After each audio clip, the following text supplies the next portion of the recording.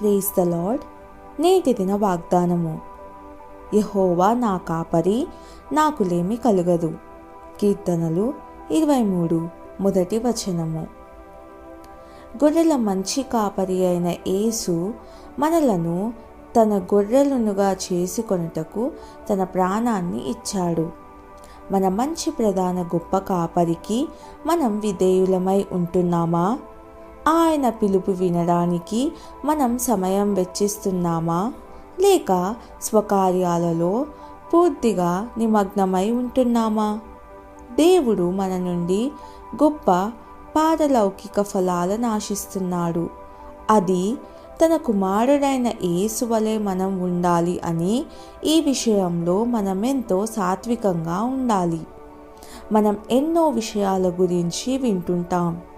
కొన్నిసార్లైనా నెమ్మదిగా ఉండడం ఎలాగో అన్నది తెలుసుకోవడం అవసరం. ఆయన వాగ్దానాలు, నియమాలు ప్రకాశవంతమైనవి.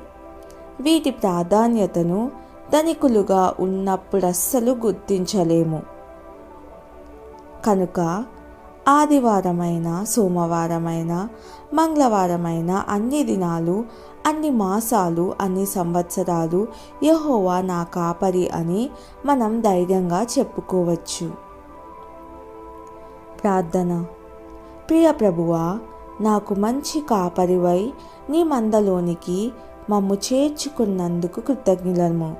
గొర్రెలు తమ యజమానిని నమ్మినట్లు మా పరలోక కాపరివైన నీ ఎడల మా పరిపూర్ణ విశ్వాసం ఉంచుటకు నేర్పుమని యేసు ప్రభువు పేరట ప్రార్థిస్తున్నాను తండ్రి.